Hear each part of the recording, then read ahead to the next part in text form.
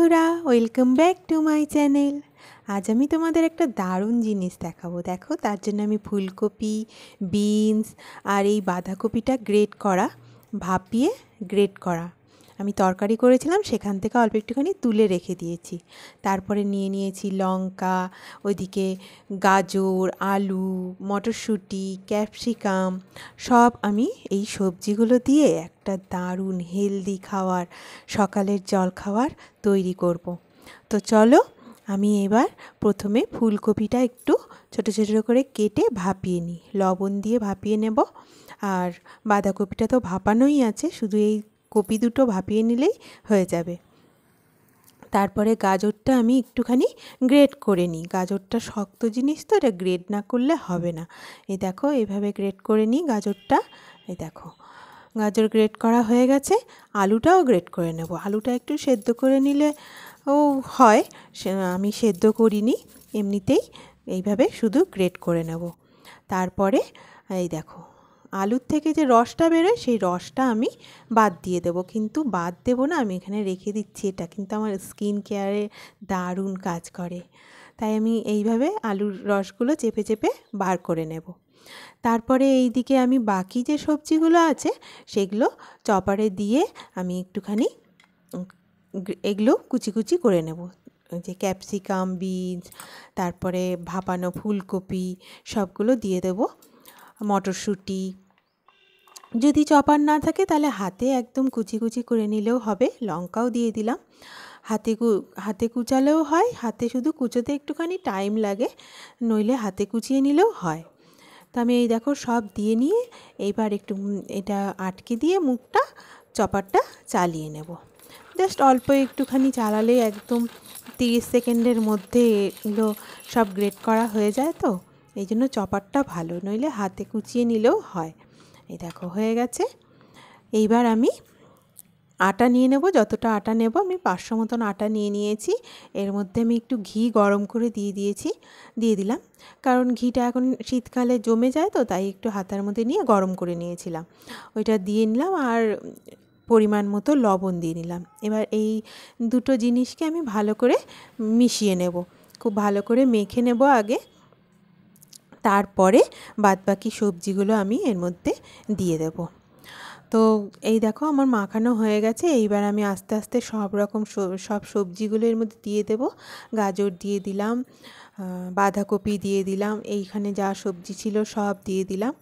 দেখো, এটা যে কি ভালো হবে না খেতে। আর বাচ্চাদের সবজি খাওয়ানোর এই একটা দারুণ আইডিয়া, কিন্তু বাচ্চারা দেখবে সবজি খেতে চায় না, এইটাতে বুঝতেই পারবে না ওরা যে সবজি দেওয়া আছে, অথচ দারুণ টেস্টি হয়, আর অনেক রকম সবজি ওদের পেটে চলে যাবে।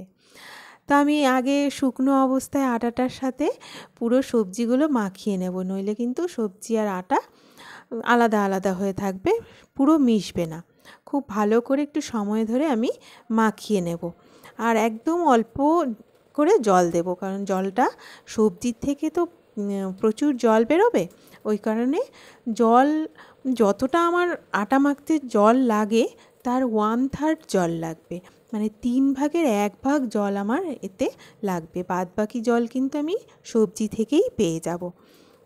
ওই কারণে জল একদম অল্প অল্প করে দেব। মনে হবে যে শক্ত হয়ে আছে, কিন্তু দেখবে পরে একদম নরম হয়ে যাবে। সবজি থেকে কিন্তু মানে অনেকক্ষণ পরেও জল বেরোবে। তো এই দেখো, আমার মাখা হয়ে গেছে, কি সুন্দর লাগছে দেখতে, সবুজ, অরেঞ্জ, সব রকম। তারপরে আমি ঢেকে রেখে দেবো 10 মিনিটের জন্য। এইবার আমি এটা থেকে যেমন করে পরোটা লেচি কাটে, রুটির থেকে একটু মোটা, আমি পরোটার লেচি কেটে অল্প করে আটা দিয়ে আমি এটা বেলে নেব। তেল দিয়েও বেলা যায়, আটা দিয়েও বেলা যায়। আমি একটু আটা দিয়েই বেলে নেব, আটা দিয়ে বেলতে সুবিধা হবে। তো এই দেখো, বেলা হয়ে গেছে। দেখেছো কি সুন্দর লাগছে দেখতে? এই দেখো, দারুণ লাগছে দেখতে কিন্তু। এইবার আমি শুকনোটাই তাওয়ার মধ্যে আগে দিয়ে দেবো। আগে আমি কোনো ঘি তেল কিন্তু কিচ্ছু দেবো না, আগে শুকনো অবস্থায় আঁচ একদম কম করে আমি তাওয়ার মধ্যে শুকনোটা ভেজে নেব। তারপরে আমি কড়াইতে ঘি দেবো। এদিকে আমার এটা বাড়িতে করা ঘি, দারুণ একদম বাড়িতে তৈরি করা ঘি। উফ কি সুন্দর যে সেন্ট আসছে। তারপরে আমি ঘিটাকেই দেখো চারিদিকে লাগিয়ে নিয়ে কড়াইয়ের মধ্যে, তারপরে ওই শুকনো যে তাওয়াতে ভাজলাম পরোটাটা, ওইটা এবার আমি ঘিয়ের মধ্যে এদিকে নেড়ে চেড়ে নেবো। ঘিয়েও দিতে পারো, তেলেও দিতে পারো, বাটারেও দিতে পারো, বাটারেও কিন্তু দারুণ লাগে। আর আমি পরোটা এইভাবে করি, একদম দুটো গ্যাসেরই আঁচ কমিয়ে দিয়েছি, একটাতে তাওয়া একটাতে কড়াই বসিয়ে দিয়ে ওদিকে বেলছি, এদিকে 3 দিকেই কাজ হচ্ছে। এটাতে না খুব তাড়াতাড়ি হয়ে যায় পরোটাগুলো, খুব অল্প সময়ের মধ্যে পরোটাগুলো হয়ে যায় আর সবকটা গরম থাকে। দেখো আমার কিন্তু পরোটা প্রায় রেডি। এই দেখো পরোটা কিন্তু আমার একদম রেডি হয়ে গেল। এই জিনিসটা কিন্তু রুটি করেও খাওয়া যায়, মানে পরোটা না করলেও খাওয়া যায়, রুটি দিয়েও খাওয়া যায়, খুব ভালো লাগে খেতে। তা আমি অল্প একটু লঙ্কার আচার নিয়ে নিয়েছি, আর দেখো কত নরম হয়েছে, দেখো 2 আঙুল দিয়ে ছিঁড়ে যাচ্ছে, দেখেছো?